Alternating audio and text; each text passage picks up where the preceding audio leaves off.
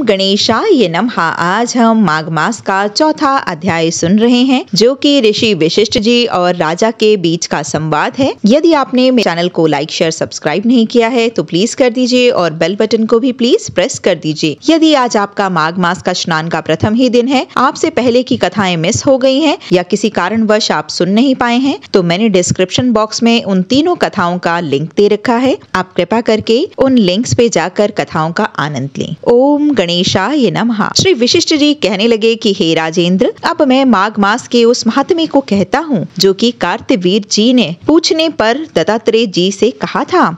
जिस समय साक्षात विष्णु जी के स्वरूप श्री दत्तात्रेय जी सहार्य पर्वत पर रहते थे, महिष्मती अर्जुन ने उनसे पूछा था कि हे योगियों में श्रेष्ठ दत्तात्रेय जी, मैंने सब धर्म सुने, अब आप कृपा करके मुझे माघ मास का महात्म्य सुनवाइए। तब दत्तात्रेय जी बोले कि हे राजन, नारद जी से ब्रह्मा जी ने जो कहा था वही माघ महात्म्य मैं तुमसे कहता हूँ। इस कर्म भूमि भारत में जन्म लेकर जिसने माघ स्नान नहीं किया, उसका जन्म निष्फल ही चला गया। माघ स्नान के बिना मनुष्य जन्म ऐसा है जैसे कि सूर्य के बिना प्रकाश और चंद्रमा बिना तारागण।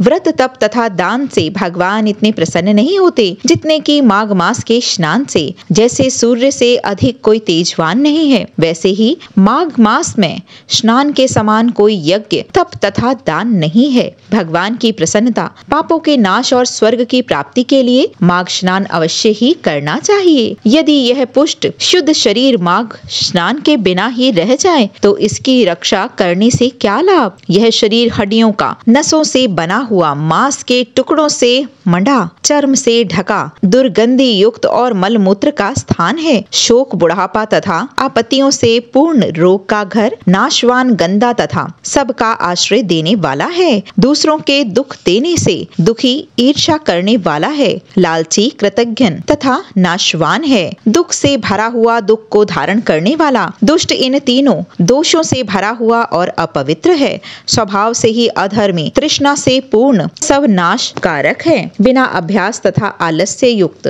विद्या असत्यवाणी, विरोध करने वाला राजा, जीविका के लिए की गई तीर्थ यात्रा तथा व्रत, संदेह युक्त, मंत्र का जाप, व्यग्रचित होकर जप करना, वेद ना जानने वाले को दान देना, संसार में नास्तिक मत ग्रहण करना, श्रद्धा के बिना धार्मिक कार्य करना, यह सब व्यर्थ है। जिस प्रकार दरिद्र का जीवन व्यर्थ है, उसी तरह मनुष्य का जीवन बिना माघ स्नान के व्यर्थ है। मकर के सूर्य से जो मनुष्य सूर्योदय से पहले स्नान नहीं करता, वह भी पापों से छुटकारा पाकर स्वर्ग में जा सकता है। ब्रह्मघाती, सोना चुराने वाला, शराबी, गुरु पत्नीगामी, इन चारों की संगति करने वाला मनुष्य माघ मास में सूर्योदय से पहले स्नान करके पवित्र हो जाता है। मनुष्य के महापाप भी माघ मास में स्नान करने से भस्म हो जाते हैं। माघ स्नान का समय आने पर सब पाप यह जानकर कांपने लगते हैं कि जल में स्नान करने से हमारा नाश हो जाएगा। मेघों से युक्त पाकर चंद्रमा के चमकने की